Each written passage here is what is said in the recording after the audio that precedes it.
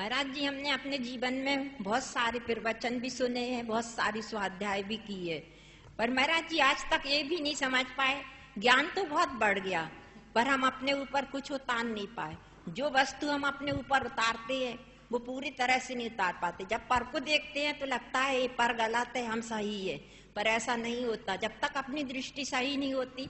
अगर हम अपनी दृष्टि सही करें तो दूसरा व्यक्ति भी हमें सही दिखेगा। दो शब्द के पीछे इतने शब्द लिखे हैं, निज को निज, पर को पर, और इसी में हमने अनेकों शास्त्र पढ़ डाले, पर आज तक हमारी समझ में ये नहीं आया, ना अपने जीवन में ये अपना पा रहे। अगर इतने दो शब्द हम अपना ले तो हमारा सारा जीवन धन्य हो जाए। हम इसको कैसे समझें? बस हर पर यही सवाल अपने मन से करते रहो। आपके अंदर ये समझ तो आई कम से कम। निज पर का भेद समझना बहुत बड़ी बात है। दो स्तर है, पहला श्रद्धान का और दूसरा आचरण का। प्रारंभिक भूमिका में निज पर के भेद की श्रद्धा होती है। मैं कौन हूं और मेरा क्या है, ये अंदर की समझ होनी चाहिए, ये श्रद्धा पक्की होनी चाहिए। जब निज पर की श्रद्धा प्रगाढ़ बन जाती है तो फिर बाकी बातें अपने आप धीरे धीरे होने लगती है। उसके अनुरूप आचरण में भी कुछ परिवर्तन आता है, पर निज में लीनता बहुत आगे की बात है। आप तो एक स्वाध्यायशील गृहस्थ हो, बड़े बड़े योगियों की भी निज में रमणता नहीं आती।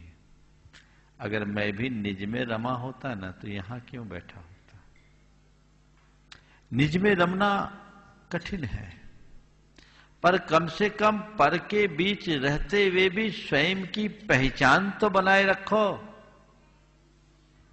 सबके बीच रहते हुए स्वयं की पहचान बनाना भी एक बहुत बड़ी उपलब्धि है, वो बनाकर रखना चाहिए।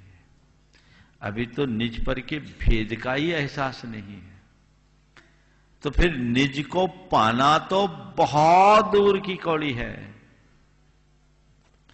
तो निज पर के भेद का एहसास करते हुए निज को पाने का पुरुषार्थ हमारा हो तो हम अपने जीवन को उसकी चरम उपलब्धि तक पहुंचाने में समर्थ हो सकेंगे। आचार्यों ने लिखा है कि ये बात तो योगियों के साथ भी होता है। जाननपि आत्मनस्तत्वं विविक्तम भावयन्नपि पूर्व भ्रांति वसात चेत भूयो भ्रांति में विगच्छति। आत्म तत्व को जानते हुए निरंतर उसकी भावना भाते रहने के बाद भी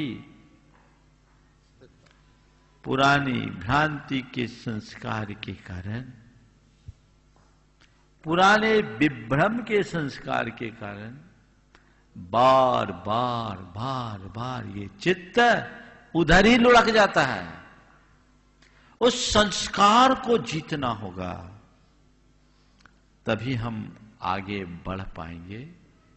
निज की बात करना और निज से बात करना बहुत अंतर है, बहुत अंतर है। रामचंद्र जी क्षयिक सम्यक दृष्टि थे, उनके श्रद्धान में तो कोई शंका नहीं ना, लेकिन लक्ष्मण के मरणोपरांत भी वे मानने को राजी नहीं कि मेरा भैया भी मोह के कारण, राग के कारण, मोह के कारण नहीं। अरे कोई किसी का भाई है क्या?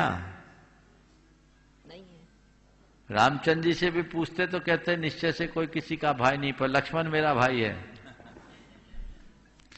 एक जन्म का नहीं, कई जन्म का साथ है। ये क्या है? यही राग भाव है जो निज पर के भेद को जानने के बाद भी निज में डूबने नहीं देता। और वही रामचंद्र जी जब विरक्त हुए, आत्म ध्यान में लीन हुए, निज में डूब गए। सीता का जीव प्रतिंद बना है, स्वर्ग में देख रहा है। अरे राम, ऐसी ध्यान में मगन होंगे तो अभी केवल ज्ञान हो जाएगा, फिर मेरा उनका साथ कैसे होगा? चलो थोड़ा उपद्रव कर दो, अटक जाए तो अगले भाव में हम दोनों साथ साथ मोक्ष जाएंगे। कैसा राग, कितना उपद्रव किया, भयानक उपसर्ग, कैसी विचित्रता है। एक सम्यक दृष्टि उपसर्ग कर रहा है और एक सम्यक दृष्टि उपसर्ग सह रहा है। सम्यक दृष्टि पर उपसर्ग कर रहा है। हाँ, क्या अंतर। सीता का जी सराग भूमिका में था, रामचंद्र जी बीत रागता की भूमिका में थे। सीता श्रद्धान में अटक गई और रामचंद्र जी आचरण में डूब गए।